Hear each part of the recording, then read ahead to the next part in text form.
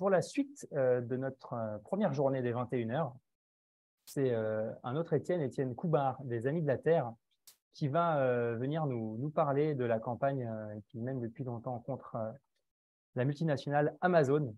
Voilà. C'est pas une petite cible, mais voilà, ça ne fait pas peur. Étienne s'y attaque férocement. Et donc voilà, il va vous donner un petit mode d'emploi pour faire tomber une multinationale. Je crois que c'est ça, Étienne. Oui, bonsoir. Pour ça. Alors, je sais pas si je dois partager mon écran, c'est possible. A priori, je peux faire ça. Ouais, c'est magnifique. Normalement, tu peux. Ok, bah, je vais attendre un petit peu. Je vais faire ça, au moins, je sais que je peux le faire. Bah, bonsoir à toutes et tous. J'espère que vous allez bien et que vous m'entendez bien aussi. Donc, oui, comme c'est noté, en fait, je suis chargé de mobilisation aux Amis de la Terre France et donc je suis cette campagne depuis presque 4 ans maintenant, qui est une campagne un peu plus large que sur le sujet Amazon, mais qui est plus sur la surproduction. On aura l'occasion du coup d'en parler pendant ces 30-45 minutes qu'on a ensemble. Donc c'est une intervention que j'ai eu l'habitude de faire plusieurs fois, que on voulait un petit peu interactive, mais c'est vrai qu'avec le format webinaire, on va essayer de le rendre aussi interactif qu'on peut, mais ça le sera forcément un peu plus de la présentation, soit, et qui habituellement dure un peu plus longtemps. Donc, n'hésitez pas à me dire si je dois un peu ralentir. Normalement, j'ai calibré pour que ça puisse tenir le temps sans courir, mais au moins en ayant toutes les informations. Donc, je vous partage un petit peu le support de présentation. Donc, voilà, normalement, vous devez le voir apparaître, je pense. Je ne sais pas si vous avez tous les éléments qui sont devant. Et pendant cela, moi, je verrai un peu moins le chat, donc je vais le voir apparaître ici. Je te dirai s'il y a des questions dans le chat ou quoi, je les garde à l'œil et je te relayerai ça. Oui, ouais, il y a forcément un reflet lumineux. Je peux pas enlever mes lunettes, sinon je ne vois rien. Mais oui. Donc, alors, vous avez ce petit support-là, et puis, bah, je vais lancer ça, et puis on va y aller. N'hésitez pas si vous avez des questions aussi à les mettre sur le chat, et puis voilà. Ouais, il y a le chat, il y a aussi un outil qui s'appelle QNR où vous pouvez poser vos questions et voter pour les questions des autres. Comme ça fait ressortir les questions qui vous brûlent le plus les lèvres. Donc, n'hésitez pas à utiliser ces deux outils. Voilà. Voilà, voilà. Alors, donc pour débuter, en fait, l'enjeu, c'était plutôt de cette formation-là, c'était un peu de faire le parcours qu'on a pu avoir ces 4 dernières années en tentant d'encadrer la vente en ligne et plus spécifiquement en ciblant un acteur en particulier qui est celui qui est le plus présent en France, qui est Amazon. Et donc, l'enjeu, il est un peu triple en fait. C'est à la fois donc présenter un petit peu ce parcours là de lutte pour vous inspirer sur d'autres sujets ou sur celui-ci, comprendre un petit peu les enjeux et le rôle en fait que jouent en fait les places de marché, les plateformes de la vente en ligne dans l'augmentation de la production. Et enfin, c'est plutôt vous transmettre pas mal d'éléments que vous pouvez utiliser sur d'autres campagnes, que ce soit des campagnes plus locales ou des campagnes nationales, pour notamment voilà, faire plier une multinationale ou même être sur une lutte plus locale. En fait, c'est des éléments que nous, on développe aux Amis de la Terre, mais qui sont, je pense, vous, si vous êtes familier ou familière aux campagnes, en fait, vous avez l'habitude, en fait, de les voir. Et l'idée, c'est un petit peu de montrer les différents outils qu'on a, nous, utilisés, qui puissent vous inspirer, en fait, sur d'autres sujets, quoi. Et en soi, ils sont assez nombreux parce que en fait, on a utilisé un paquet de méthodes pour faire avancer le sujet, quoi. Euh, Tac. Donc, en gros, on va d'abord passer par plusieurs étapes. Donc, la première, je vais plutôt vous présenter un petit peu le contexte de la campagne. Du coup, c'est ce qu'on a pu mener sur les 2 premières années, donc 2018-2019 et un bout de 2020. Et après, en fait, on va plutôt détailler les étapes en se focalisant sur l'année 2021, parce que ça vous permettra en fait de vraiment voir tout ce qu'on a pu utiliser comme outil sur un temps court plutôt que d'être sur un temps très long. Donc, le démarrage, ça va plutôt être vraiment sur du contexte, les objectifs qu'on s'est fixés, le contexte, dans quel contexte politique on s'inscrit, comment fonctionne en soi la machine de la surproduction et quel rôle joue Amazon dedans. Et puis ensuite, on va faire vraiment un focus sur les étapes, quoi. Donc voilà. Moi, vous avez un petit peu le fil conducteur de tout ça. Alors déjà, en termes d'enjeux, donc là, on va un peu dézoomer, on va un peu sortir de juste le sujet Amazon et on va rentrer plus sur ce qu'est la surproduction. Souvent, en fait, on entend beaucoup parler en fait de surconsommation, qui est une réalité, mais qui en fait est plutôt une conséquence qu'une cause en soi. C'est-à-dire qu'en fait, on a souvent l'impression en fait que les personnes, les consommateurs, les consommatrices, donc surconsomment. Et en fait, c'est pas le point de départ. C'est que en l'état, en fait, si on veut visualiser comment ça fonctionne en fait sur les modèles de production et de consommation, c'est que on va avoir une quantité donnée en fait de produits qui sont mis sur le marché. Cette quantité-là, en fait, doit être écoulée. Et les volumes de production augmentent en continu. Et ensuite, on essaye de trouver comment, en fait, on va les distribuer. Et c'est là où, en fait, c'est pas, en fait, le consommateur qui crée l'offre, mais c'est l'offre qui existe. Et en fait, on va essayer de trouver comment, en fait, on va les vendre ensuite. Donc, ce qui paraît un peu contre-intuitif par habitude, mais c'est plutôt comme ça que ça se passe en réalité. C'est plutôt, en fait, l'offre qui crée la demande plutôt que la demande qui crée l'offre. Et donc, c'est là où, en fait, on se retrouve à avoir beaucoup d'outils qui sont mis en place pour augmenter le nombre de pièces enfin, de produits qui sont mis en marché et surtout comment on va les écouler, en fait, au maximum. Et c'est là, en fait, il y a plein d'incitations à consommer qui sont mises en place, que ce soit la diminution des prix, la publicité, même les ciblages publicitaires. On va avoir voilà, tout un tas de mesures, la décote des prix, les prix et les promotions permanentes. Donc tout ça, en fait, ça fait en sorte d'acheter en fait les produits qui sont déjà mis sur le marché. Et malgré ça, en fait, il y a quand même une quantité d'invendus qui est toujours de plus en plus importante, quoi. Donc voilà. Et en soi, en fait, on arrive à la résultante, c'est que les volumes de produits qui sont mis en marché sont bien supérieurs aux ressources qu'on a sur notre territoire et qu'on peut les renouveler, quoi.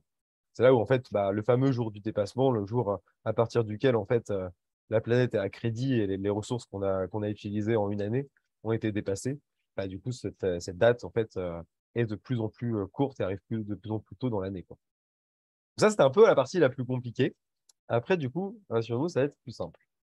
Donc, on arrive à tout un tas de conséquences. Donc, forcément, je vais un peu vous les détailler pour qu'on puisse voir, en fait, pourquoi on cible plutôt ce volet-là. Et aussi, bah, voilà, pour parler en fait justement de la vente en ligne qui, elle, pratique énormément d'incitation à consommer en délivrant beaucoup plus en fait de produits qui sont, enfin, en mettant au marché de plus en plus de produits. Donc, on va parler des délais de livraison par du coup la pression sur les prix et tout un tas de mécanismes. Donc, le premier impact, bon, c'est forcément un impact climatique. C'est pas forcément dans l'ordre de priorité, mais disons que c'est celui qu'on a mis en premier. Donc, notamment, les produits qui ont le plus fort impact, c'est les produits textiles et l'électronique. Euh, donc là, pour le coup, le textile, c'est à peu près 8% des émissions mondiales. En France, c'est la même chose. Et l'électronique, c'est un peu moins, c'est autour de 6%. Et après, bon, c'est des chiffres qui sont largement sous-évalués en l'état parce qu'en fait, il y a peu de traçabilité sur les produits et qu'en soi, en fait, l'impact en fait de ces produits-là, c'est surtout en fait la fabrication. On reviendra dessus, mais c'est surtout en fait qu'on a du mal à tracer quelle est l'efficacité énergétique des usines qui les fabriquent. Donc, en fait, on se base sur le mix énergétique des pays européens, donc qui est moins fortement dépendant du charbon que les pays producteurs qui sont majoritairement dépendants, sont plutôt en Asie majoritairement, quoi. Donc en soi, en fait, on a plutôt une fourchette et la fourchette basse, c'est autour de 15% si on cumule les deux. Et ça représente en fait 25% des émissions importées de la France. Malheureusement, elles sont pas comptabilisées, ces émissions importées en France. En tout cas, très peu. Souvent, on parle beaucoup des émissions nationales, donc celles qui se passent sur le territoire. Or, en fait, pour ces produits-là, ils sont à plus de 90% importés. Donc, ça veut dire en fait que l'essentiel des émissions de ces produits, en fait, se fait à l'extérieur du pays, quoi. Donc voilà, c'est pour ça qu'on est plutôt sur un quart des émissions importées, les émissions importées, c'est 50% des émissions totales, quoi. Donc il y a 50% des émissions qu'on comptabilise pas bien en réalité et qui sont dont la part est de plus en plus importante. Donc après, voilà, c'est ce que je disais sur les marchandises importées et aussi sur le transport jusqu'au consommateur. Donc le transport de marchandises depuis les pays producteurs jusqu'à nous, c'est à peu près 15%. Le transport jusqu'au consommateur, c'est plutôt de l'ordre de 2 à 3%. En réalité, c'est très, très peu. Donc quand on parle beaucoup en fait des camions, de l'impact en fait que peut avoir la vente en ligne sur le transport, ou même qu'elle soit, enfin pour certains vont dire que en fait justement le transport du dernier kilomètre, avec la vente en ligne, c'est moins impactant. En réalité, c'est pas moins impactant, mais c'est surtout en fait ça représente pas l'essentiel en fait de l'impact. Et l'essentiel de l'impact en fait, c'est la fabrication. C'est là où on retrouve en fait l'extraction des matières premières, qui est très énergivore, que ce soit pour le textile, que ce soit pour l'électronique ou d'autres produits. Mais surtout en fait la fabrication et leur assemblage, qui là pour le coup en fait si on cumule extraction et fabrication, pour le textile on est autour de 90-95% en fait de l'empreinte carbone d'un produit qui est là. Donc voilà, donc c'est vraiment un problème de production à l'état. Et pour l'électronique, on est autour de 80-90%. Et on va avoir tout un tas d'impacts aussi en termes de pollution, d'épuisement des ressources. Voilà. Donc, tout ce qui est associé, donc pollution des cours d'eau, de nappes phréatiques, etc. Et donc là, en France, le constat, c'est qu'en fait, on continue d'augmenter le nombre de produits qui sont mis en marché. Donc là, c'est pas forcément les chiffres que vous avez à l'écran. Donc 42 vêtements par Française et par Français, 13 équipements électroniques par habitant, habitante. En fait, c'est ceux qui sont mis sur le marché. Donc ça ne veut pas forcément dire en plus que chaque personne va acheter ces 42 vêtements et chaque personne va acheter ces 13 équipements électroniques, quoi. C'est ceux qui sont mis sur le marché. Et après, il y a les invendus, etc. Ça les comprend, les invendus. Donc voilà. Et après, il y a aussi d'autres impacts. Cette surproduction-là, en fait, a amené, comme ça a été le cas lors de l'avènement des supermarchés, aujourd'hui la vente en ligne et l'ultra fast fashion, etc. En fait, à des destructions d'emplois. Donc là, je donne les chiffres du e-commerce qui sont en France autour de 85 000 emplois entre 2009 et 2019 dans la vente, exclusivement dans la vente. Si on parle de la fabrication textile, depuis les années 70, on a perdu 325 000 emplois. Parce qu'en fait, voilà, on ne fabrique plus sur notre territoire, quoi. Et donc, le e-commerce, là où les emplois étaient remplacés un petit peu par des emplois dans la vente, aujourd'hui, on perd des emplois aussi dans le secteur de la vente. Donc, ça a un impact aussi destructeur sur à la fois notre propre capacité à fabriquer, à être autonome sur une fabrication de produits, mais aussi dans les circuits plus des vendeurs, quoi. Et notamment, le petit commerce est le plus impacté et le secteur textile est le principal secteur impacté aussi, quoi. Tout en ayant donc, comme la majorité des emplois sont remplacés par des emplois logistiques, les conditions de travail sont aussi plus difficiles. Donc, dans la logistique en général, c'est des conditions de travail qui sont difficiles. Donc, beaucoup de maladies professionnelles, principalement dans le e-commerce, mais dans la logistique en général. Un travail qui est de plus en plus répétitif et aliénant. Si vous avez l'occasion de passer dans un entrepôt, vous constatez que c'est vraiment les temps modernes en soi. Enfin, c'est vraiment de travail à la chaîne, quoi. Et donc des cadences qui sont de plus en plus fortes et des emplois qui sont aussi de moins en moins, enfin qui sont pas de moins en moins, parce que enfin, dans ce secteur-là, c'est le cas tout le temps, mais qui sont beaucoup moins sécurisants, donc des contrats à durée beaucoup plus courte et très précaires, quoi. Et ça accentue aussi les travailleurs et les travailleuses ubérisés, donc des auto-entrepreneurs qui sont en moyenne payés bien moins du SMIC, même si revalorisés, quoi. Donc en 2019, pour votre info, un auto-entrepreneur sur ce secteur-là, c'était payé à peu près 600 euros par mois, quoi. Voilà, pour des heures de travail qui dépassent largement les 35 heures. Et évidemment, il y a aussi l'impact sur les droits humains. Donc, que ce soit les dizaines de milliers d'enfants qui travaillent dans les mines en République démocratique du Congo, que ce soit la pression et le travail forcé exercé sur les opposants politiques en Chine et les salaires dérisoires qui sont pratiqués dans les pays producteurs, quoi. Donc ça, c'est un petit peu le constat global du secteur. Et comme j'en ai déjà un petit peu parlé, nous, en fait, l'enjeu, il est vraiment d'être sur la surproduction en général. Mais comme notre objectif, il est plutôt d'être, dans un premier temps, sur en fait la limitation de l'augmentation de la production, parce que comme je vous le disais, en fait, elle augmente en continu. En fait, on cible les vecteurs qui l'augmentent, quoi. Donc, c'est les grandes enseignes, c'est la vente en ligne, euh, c'est euh, c'est encore un petit peu toujours les hypermarchés et les grandes surfaces, quoi. Et le vecteur principal qu'on a aujourd'hui, qui prend la place qui était celle des grandes surfaces par le passé, bah, c'est la vente en ligne, quoi. Et c'est là où en fait on a décidé de cibler à la fois donc, voilà, les surfaces commerciales et les entrepôts de la vente en ligne, mais qui avaient plus de chemin à faire sur la vente en ligne. Donc on est allé là-dessus pour limiter ce qui sont en fait des vecteurs d'augmentation de la production.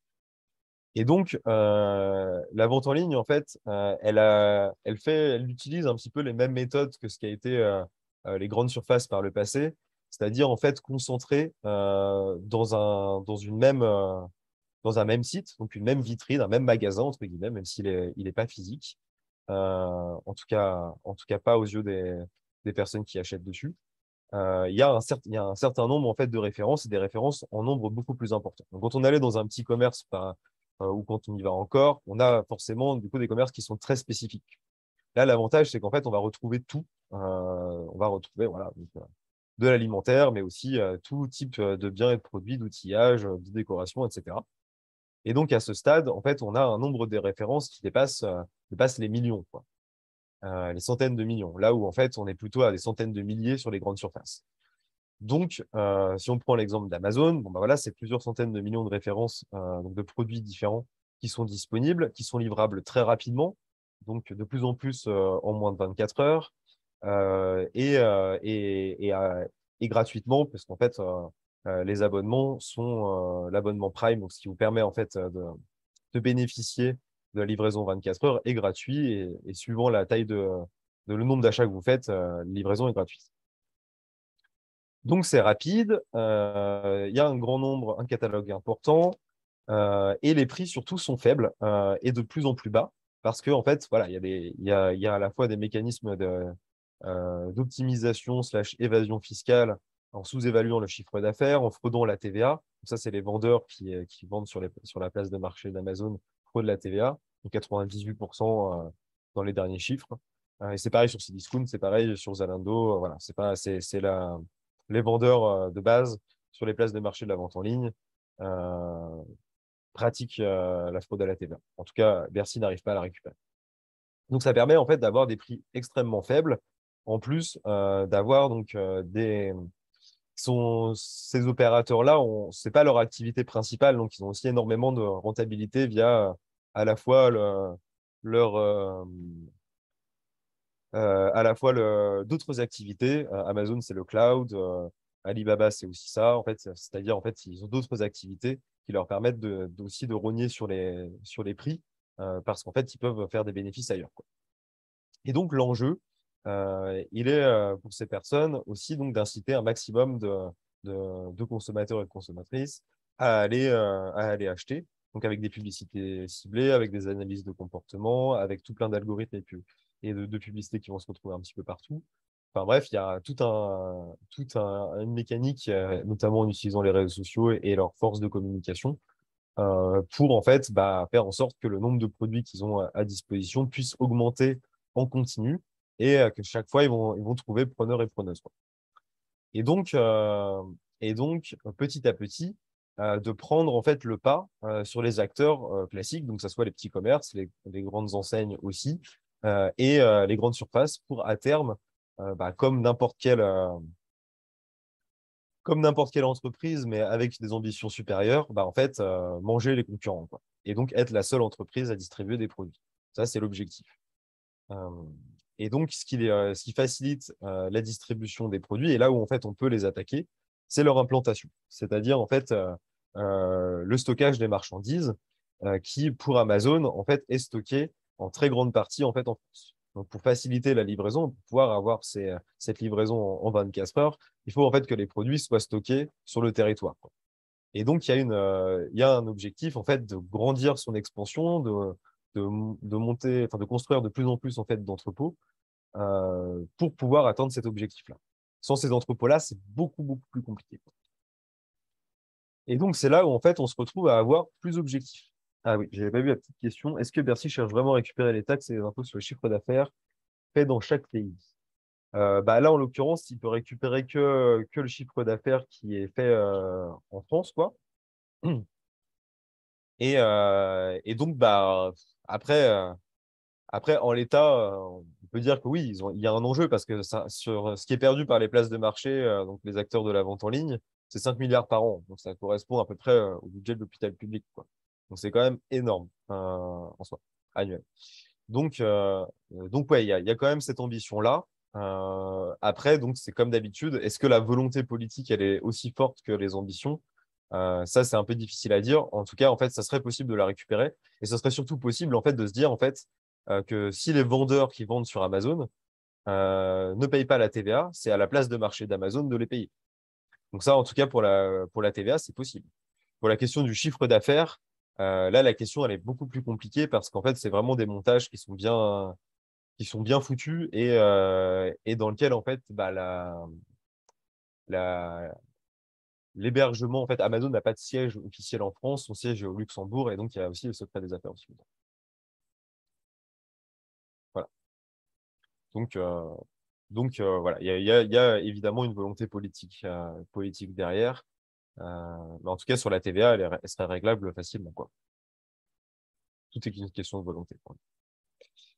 Mais voilà, donc du coup, on arrive à des objectifs que nous, on s'est fixés, donc toujours en visualisant le prisme en fait, de la surproduction. Et donc, c'est un peu des objectifs court terme. Parce qu'en fait, si on veut, en fait, en soi, nos objectifs long terme, c'est des mesures de réduction de la production et de relocalisation qui viseraient en fait à ce qu'on puisse en soi pas produire plus qu'en fait on peut renouveler les ressources, quoi. Donc là, on n'en est pas encore là. Notre objectif, il reste celui qu'on va toujours conserver et qu'on va tendre. Et c'est pour ça que du coup, je vous mets d'abord dans le bain au démarrage sur ces enjeux-là de surproduction et quels objectifs on vise. Mais à court terme, il faut qu'on obtienne des étapes, quoi. Enfin, on va franchir des étapes. Et donc déjà, l'enjeu, ça va être au moins d'empêcher l'augmentation des mises en marché. Donc, pas avoir une augmentation continue du nombre de produits qui sont distribués, comme c'est le cas aujourd'hui. C'est de préserver les emplois, donc que ce soit de proximité, de réparateurs, mais aussi les emplois de producteurs qui font les choses entre guillemets bien, sans rentrer dans les détails de qu'est-ce que c'est bien. Mais en soi, voilà. Donc, en tout cas, préserver les emplois de proximité et, et ces enseignes-là. Et en fait, nous, l'objectif qu'on va avoir en centrale, ça va être la création de nouvelles zones commerciales et entrepôts de e-commerce, ne plus en avoir de nouvelles créations. Voilà, arrêter la création de ces équipements-là. Euh, bah, du coup, en fait, on va se focaliser là-dessus, quoi. Et donc, pour atteindre cet objectif-là, on a élaboré, donc on a fait donc tout un parcours entre guillemets de pression diverses et variées qui ont commencé donc plutôt en 2018. Et c'est là où en fait je vais plutôt rentrer sur un petit peu les éléments qu'on a pu avoir, enfin, qu'on a pu faire sur les 2, 3 premières années. Et ensuite un focus sur l'année 2021 pour mettre un peu en musique les différents leviers qu'on a utilisés pour permettre de stopper l'implantation. Donc stopper à la source, stopper en fait le stockage de ces produits et donc leur mise en marché. Donc, on a commencé avec des mobilisations qui étaient plutôt à la fin de l'année 2018, donc pour braquer un peu les projecteurs sur la situation. Force est de constater que il n'y a pas eu un énorme élan à partir de cette période-là. Le problème Amazon n'était pas encore très, très bien visualisé et celui de la vente en ligne en général, pas tant. Donc on est allé plutôt vers de la production d'expertise, vers des rapports pour en fait éclairer un peu le débat public. Donc, il y a un premier rapport qui est sorti en 2019 avec Attaque et Sud Solidaire, donc qui a permis un peu de faire l'état en fait des impacts que représentait Amazon notamment, que ce soit en matière fiscale, en matière de conditions de travail et en matière de climat. Et c'est suivi pas mal de mobilisations sur l'année, donc l'occupation du siège entre guillemets, du faux siège, mais d'Amazon France. beaucoup de plaidoyer vers le gouvernement, donc aller discuter, éclairer le débat aussi envers les parlementaires, envers les membres du gouvernement, apporter des arguments et connaître en fait leur position aussi dessus pour leur mettre la pression et faire en sorte en fait qu'on puisse avoir une proposition, enfin en tout cas un amendement dans une loi. Donc c'était la loi économie circulaire, vous savez la fameuse loi touillette en plastique à usage unique. En fait, on visait à ce qui est le moratoire. Donc en fait, le fait d'avoir plus de nouveaux entrepôts qui se construisent, de la vente en ligne et de nouveaux équipements commerciaux, donc de nouveaux centres commerciaux. Donc ça a été un échec là-dessus. Et le sujet n'était pas encore monté parce qu'on n'en parlait encore toujours pas.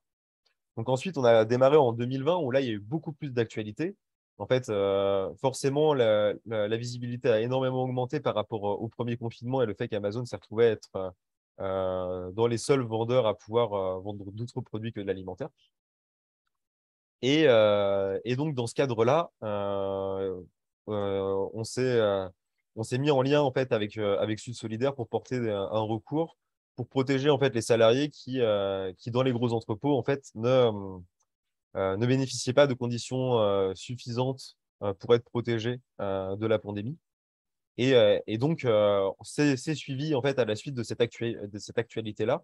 En gros, on a bien réorienté en fait sur montrer en fait qu'il y avait une implantation qui était exponentielle, que les impacts étaient ceux-ci en termes environnementaux, en termes de destruction d'emplois, en termes d'impact sur les conditions de travail.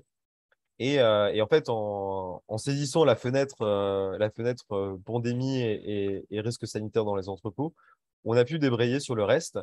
Et en parallèle, donc, comme on avait échoué lors de la loi économie circulaire, on s'est dit, en fait, il faut qu'on bloque tous les projets, quoi. Donc, on est aussi parti sur l'enjeu d'accompagner les différentes luttes locales, de créer des luttes locales pour s'opposer et stopper les projets directement sur le terrain, quoi. Donc, on avait à la fois une lutte nationale et une opposition locale. Donc, voilà, des productions d'expertise, du plaidoyer envers les parlementaires et le gouvernement, des liens des alliances avec notamment les syndicats et d'autres associations collectives ONG.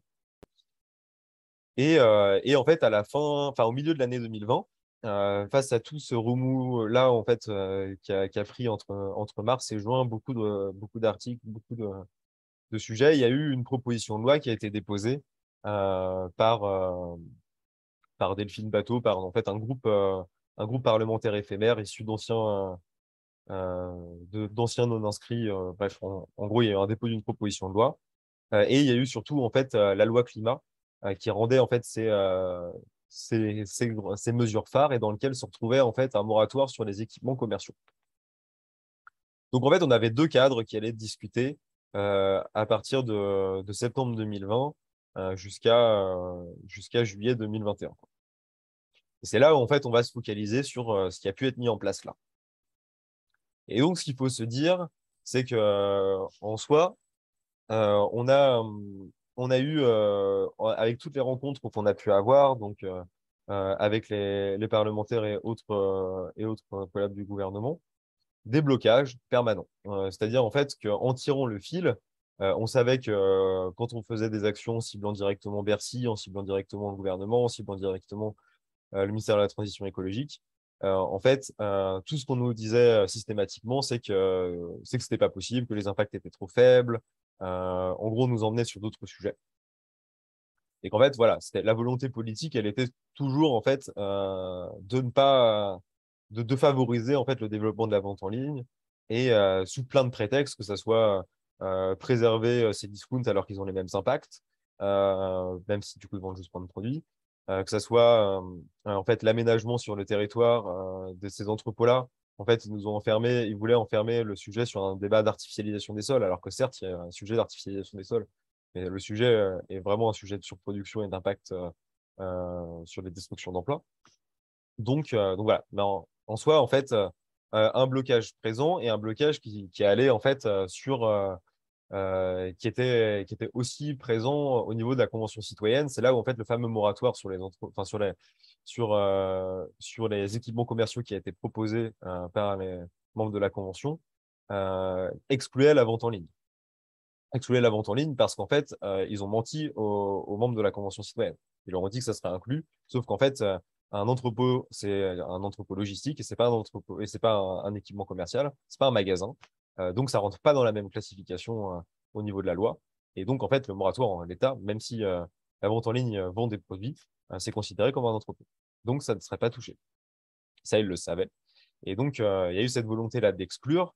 Et donc, nous, on s'est lancé plutôt sur voilà, une grosse pression en fait, sur les parlementaires et sur le gouvernement, parce que c'était sans l'aval du gouvernement lors de la précédente mandature. En fait, on peut pas gagner, en fait, on peut pas gagner à l'Assemblée nationale, on peut pas avoir on peut pas obtenir donc de mesures parce qu'en fait, voilà, LREM représentant 300 députés, auxquels on ajoute le MoDem avec ses 70 députés. En fait, on a 370 sur 500. Ça ne fait pas la majorité, quoi. En revanche, par contre, il y a eu beaucoup de soutien de la part d'autres groupes parlementaires, donc que ce soit les communistes, les socialistes et la France insoumise, et assez partagé au niveau des républicains pour la préservation du commerce de proximité. Donc en soi, il y avait beaucoup de groupes politiques. Et en fait, nous, en gros, dans cette situation-là, on s'est dit, bah, en fait, on n'a pas le choix, il faut qu'on ait l'aval du gouvernement. Donc on va poursuivre sur cette pression-là, où on va faire fonder les députés LREM. Sinon, c'est mort, en soi. Et quoi qu'il arrive, on fera monter le sujet. En termes médiatiques, en fait, on est allé sur l'intérêt commençait à chuter. Donc, il y a eu un gros boom, comme je vous le disais, entre mars 2020 et juillet. Et après, donc, l'intérêt un petit peu diminué, forcément. Et surtout, en fait, il était assez mal traité. Le sujet parlait surtout, bon, c'est dans les grandes lignes de l'impact d'Amazon, mais pas vraiment de l'impact que ça peut représenter en termes d'emploi, ça peut représenter en termes d'impact climatique. Donc, et il y a aussi du coup une énorme difficulté pour les médias à cibler le gouvernement sur ce sujet-là, à voir la responsabilité qu'il avait dedans. Parce qu'en fait, le gouvernement deal absolument l'intégralité de l'implantation d'Amazon se fait en concertation avec le gouvernement qui est entièrement conscient depuis 2017 à minima de comment en fait on va implanter telle entreprise. Je ne rentre pas dans les détails parce que sinon ça nous prendrait trop de temps, mais je serais ravi de répondre à des questions qui parleraient de ça. Et donc, on s'est dit, bon, bah voilà. Là, on a notre objectif en soi. On arrive sur le constat médiatique qui est celui-ci. On a besoin en fait de continuer d'ancrer les impacts aux yeux du public dans un sens un peu large, mettre la pression sur le gouvernement et les parlementaires pour qu'en fait cette mesure puisse passer, quoi. Et donc, on a mis en place différents leviers, dans un certain nombre dans lesquels j'ai déjà parlé tout à l'heure, et que là, je vais vous passer un petit peu en détail. Donc, il faut se dire, en fait, déjà, avant ça, c'est que tous les petits leviers qu'il y a, donc normalement, je voulais vous faire travailler dessus pour que vous puissiez me dire quel levier vous visualisiez. Comme du coup, c'est un peu moins, enfin, je vais plutôt vous les présenter. Donc, en soi, en fait, c'est un petit peu tout cela. Donc, je vais rentrer dans les détails de ça. Donc, que ce soit de la recherche de fonds, donc la production d'arguments, de la communication, les médias, de la mobilisation physique ou en ligne, le plaidoyer, aller rencontrer les décideurs, les alliances avec d'autres acteurs, syndicats et autres corps professionnels ou ONG et autres mouvements, les recours juridiques. Donc, tout ça, c'est un petit peu ces différents leviers. Et en fait, ce qu'il faut se dire, c'est que chaque levier, euh, alors, en fait, faut le voir comme un petit peu comme un aller-retour. C'est pas, en fait, en gros, on va pas poser, c'est pas un escalier, on pose d'abord un premier levier, puis on en pose un autre. En fait, c'est, en gros, on les utilise un peu tous en même temps, de manière un peu stratégique au bon moment. L'idée, c'est plutôt, en fait, et à chaque fois qu'on les utilise, ça nous renforce, en fait, et ça renforce même le levier en question. Donc, je reparlerai de ça un petit peu en détail. Mais ce qu'il faut se dire, c'est que c'est un petit peu comme ça qu'on est parti vraiment plutôt en spirale, quoi. Le plaidoyer renforce la mobilisation parce que ça est légitime. La mobilisation renforce la communication parce qu'en fait, on va plus parler du sujet, qui lui-même met la pression sur les décideurs politiques, donc qui débloque des rendez-vous plaidoyer ou leur met la pression et peut nous permettre d'obtenir plus de soutien. Enfin voilà, vous voyez un peu l'idée. C'est un peu comme ça que du coup, on le visualise de notre côté, quoi. Et qu'à chaque fois, en fait, c'est toujours ces leviers-là sont en service à la fois donc de convaincre en fait des citoyens et des citoyennes de se mobiliser, de mettre du coup une pression par le biais médiatique, de parler du sujet, donc de sentir en fait que c'est un sujet brûlant et qu'il faut s'en saisir politiquement. Et aussi, voilà, c'est la pression politique, quoi. La pression politique, la pression médiatique et le fait de faire avancer la conviction des citoyens et des citoyennes, quoi. Voilà, c'est du rapport de force, quoi. Donc, comment on a utilisé ces leviers en 2021? Donc, en l'état, d'abord, ce que nous, on a fait, c'est qu'on a recensé tout le temps et en continu, on fait un état des lieux, en fait, de recenser nos soutiens et nos opposants, comment ils fonctionnent, quels sont leurs points faibles, leurs points forts. Donc voilà. Donc là, en l'état, que ce soit le gouvernement, que ce soit les donc plutôt Bercy, plutôt Premier ministre. Ensuite, du coup, on s'est rendu compte en fait que tout était décidé par l'Élysée. Et donc, en tout cas, articuler ces pressions-là sur différents éléments. Donc, nous, on s'est beaucoup focalisé sur le gouvernement dans un premier temps, puis sur les parlementaires de la droite un peu large, quoi. En l'occurrence, en fait, il y avait LR, Modem et LREM à l'époque, quoi. Et surtout LREM, parce que c'était les plus présents. Et analyser les opportunités qu'on aurait. Donc, les opportunités qu'on avait, c'était assez simple. On avait la loi climat, parce qu'en fait, en septembre, la fameuse proposition de loi que je vous ai parlé tout à l'heure, en fait, elle a été rejetée directement par le gouvernement en disant on n'en parle pas parce qu'en fait, ça sera traité lors de la loi climat. Donc voilà, le gouvernement ne l'a pas inclus dans la loi climat. Donc l'enjeu, pour nous, il était donc à ce moment-là de pouvoir l'inclure.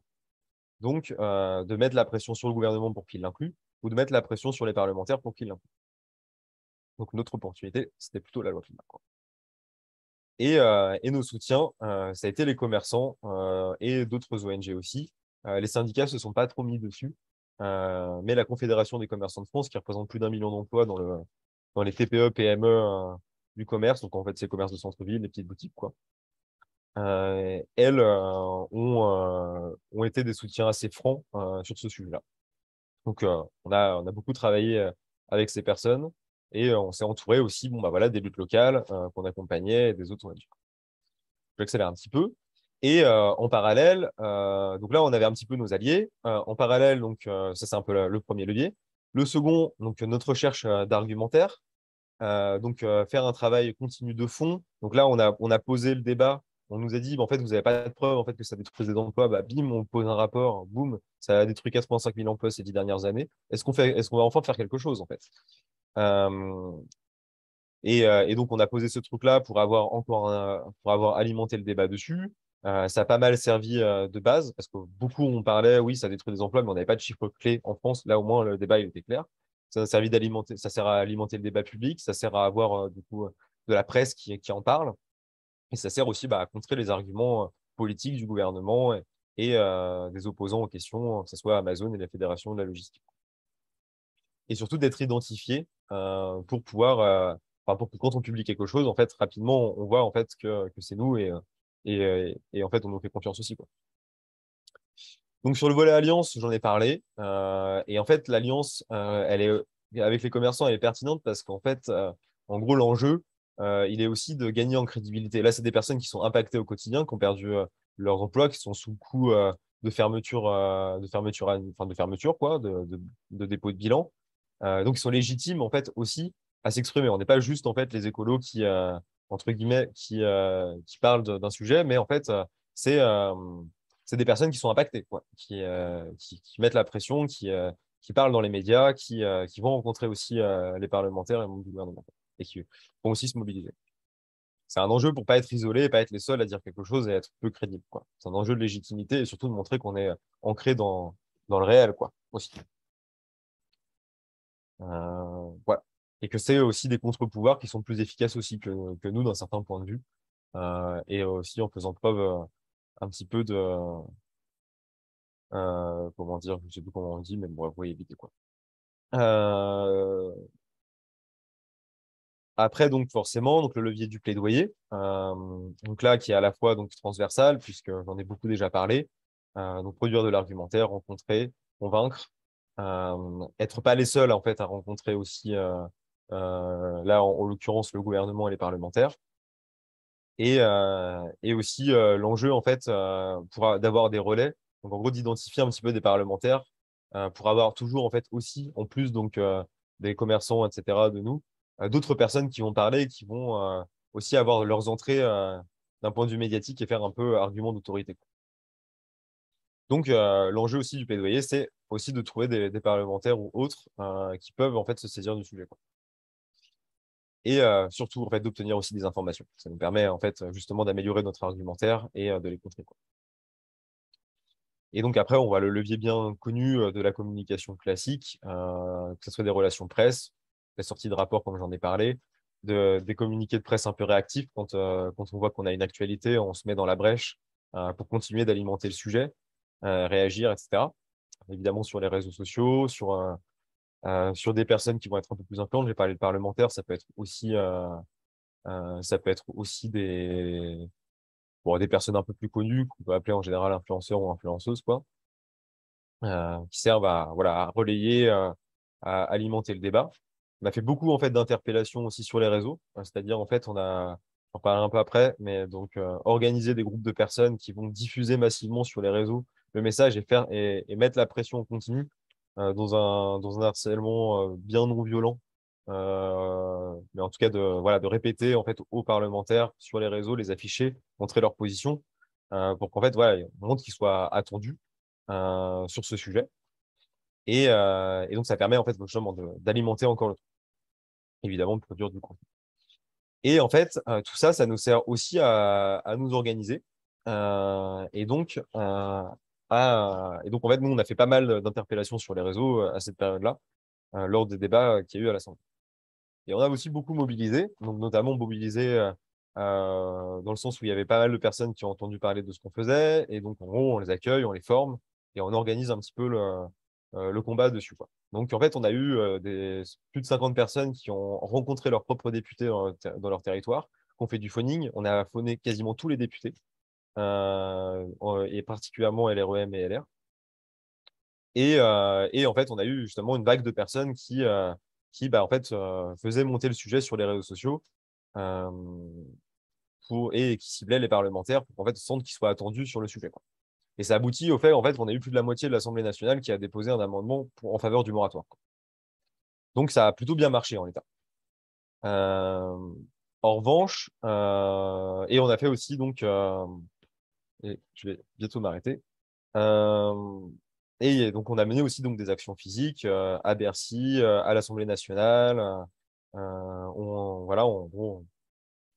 qui ont eu leur écho, et des rassemblements et des mobilisations locales, notamment en parallèle, on avait toutes les luttes locales qui étaient aussi présentes et qui ont pu aussi alimenter le sujet, montrer que c'était, voilà, il y avait un gros sujet, que chaque fois qu'il y a un entrepôt qui a un projet, il y a des luttes qui sont présentes.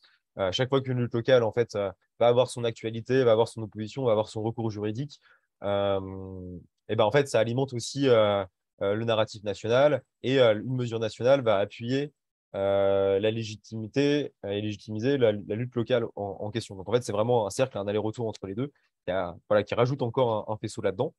Et on a eu aussi pas mal donc, de mobilisations en ligne, j'en ai parlé un petit peu, mais notamment aussi, on avait lancé une pétition avec les commerçants à ce moment-là qui avait joué plus de 80 000 signataires. On ne l'avait pas fait durer longtemps en soi parce qu'ensuite, on a eu d'autres outils qui montraient qu'en fait, ouais, il y avait 80% des Français et des Françaises qui voulaient ce moratoire en l'état, quoi. Donc, on n'avait pas forcément besoin d'une pétition qui sert aussi à légitimer tout ça, quoi. Voilà, donc on a utilisé plein, plein, plein d'outils. Euh, et voilà, donc articuler tout ce que je vous ai dit, et donc notamment les luttes locales, j'en ai déjà parlé. Et donc, ça aboutit quand même à un échec, dans le sens où, en fait, on s'est vraiment rendu compte que la pression et les menaces qui ont été faites par le gouvernement en direction des parlementaires étaient très fortes. Et c'est là où, en fait, même les 70 LREM qui étaient en faveur, en fait, n'ont pas voté ou se sont pas présentés lors du vote, lors des votes qu'il y a eu, parce qu'ils ont été menacés directement en leur disant en fait qu'ils seraient considérés comme frondeurs, donc ils devraient partir de LREM et ne pas être candidats aux prochaines élections. Donc, voilà, c'est vraiment les directives qui venaient de l'Élysée, et on a su de mots directs qu'en fait, c'est bien l'Élysée qui gère ce deal-là. Et c'est là où, en fait, sur l'année qui a suivi, on s'est beaucoup mobilisé sur la visibilité de ça, du rôle, en fait, que joue l'Élysée dans ces implantations-là, enfin, dans ces implantations-là et dans l'absence d'encadrement qu'il peut y avoir, quoi. Et c'est là où, en fait, la nouvelle composition qu'on a à l'Assemblée nationale aujourd'hui peut permettre d'obtenir cette victoire-là, parce qu'en fait, en l'état, là, aujourd'hui, on aurait plus de la moitié de l'Assemblée qui serait en faveur de ça. Donc, preuve que ça a pu servir un petit peu en soi. Mais voilà, montre aussi que en fait, le pouvoir est très dur, et notamment le gouvernement et le Parlement passé, le gouvernement actuel et le Parlement passé sont très durs. J'ai utilisé pas mal de recours juridiques, mais c'est un peu une autre voie. C'est une autre voie et je pourrais en parler si vous avez des questions dessus. Je reste pas là-dessus, quoi. Voilà. Donc l'idée, c'est plutôt voilà, d'enchevêtrer un petit peu ces différents leviers pour obtenir votre victoire. Et je vous laisse je vous laisse la parole sur les derniers moments, en espérant avoir été clair.